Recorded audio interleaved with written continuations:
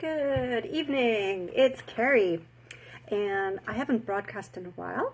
Hello, Mark. How you doing? So I'm actually going to talk about three common pitfalls that we all do when we get into when we're starting relationships, and even the ones that we have. And what's interesting is that we might do this with our parents, we might do this with our children, and we do this with relationships on the romantic level when we're trying to start something. So number one is something that I call expectation-itis. In other words, you judge the person based on your past without even realizing it. So they are walking into a trap.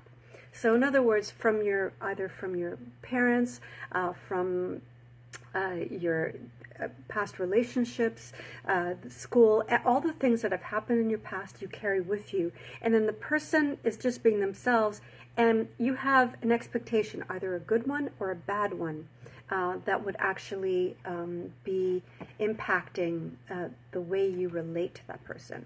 So take what happened in your past and try and put it aside and just really pay attention to what the person is saying and doing.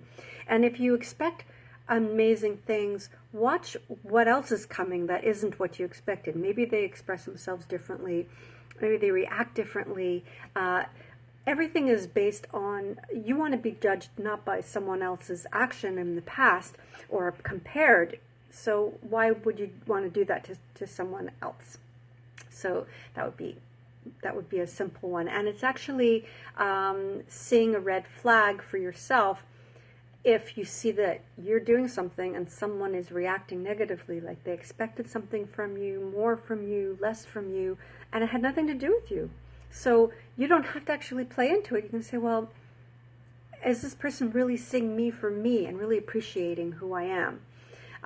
And if you're rationalizing their behavior, oh, well, you did that because, and you give an excuse for bad behavior, you're actually perpetuating their own level of being stuck in the past. So I would definitely say that would be the one thing.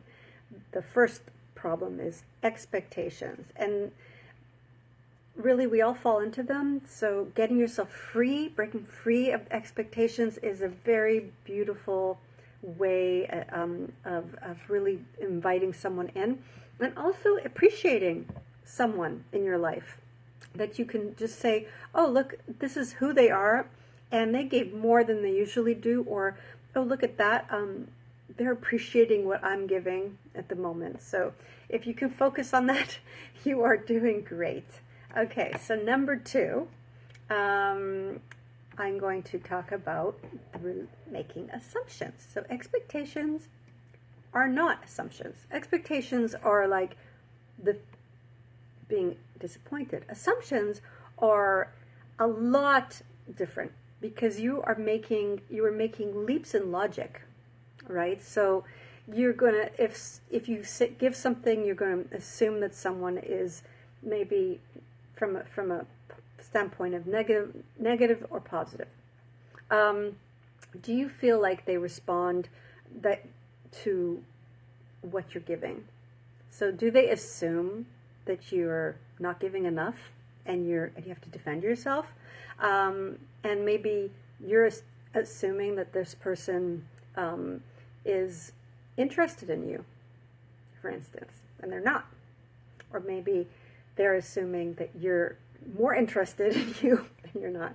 Or you're assuming, so the assumptions actually can go both ways, negative and positive, and they're basically not based on reality.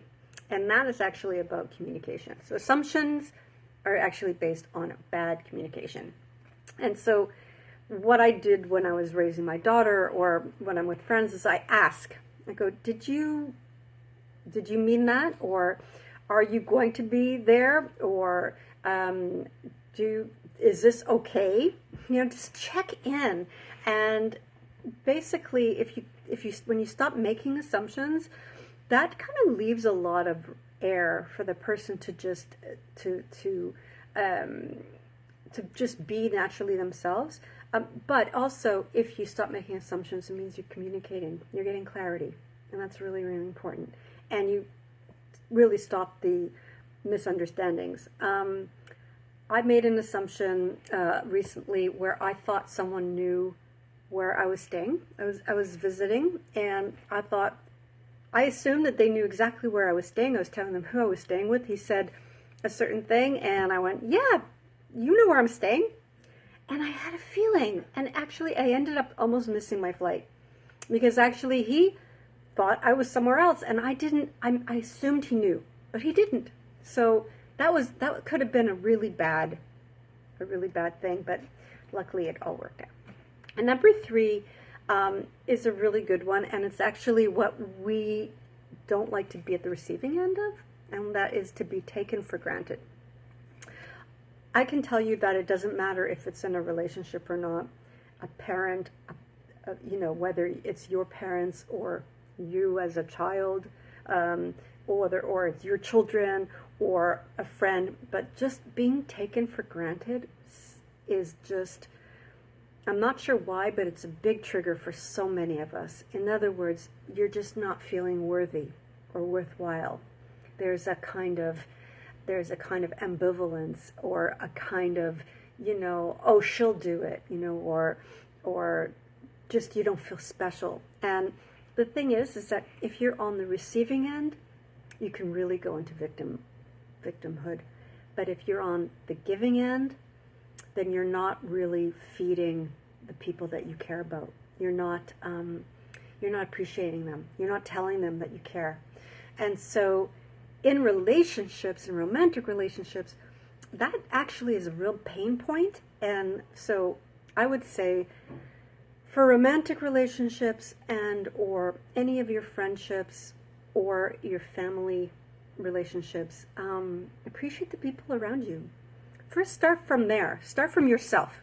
And if you can start from yourself, and then if you feel kind of like you're not being appreciated and you're being taken for granted, that you're giving, there's this kind of deficit feeling, like, whoa, wait a minute, like it's lopsided. Take a breath. Just pay attention. And maybe you are overcompensating for the love you want or the attention you need.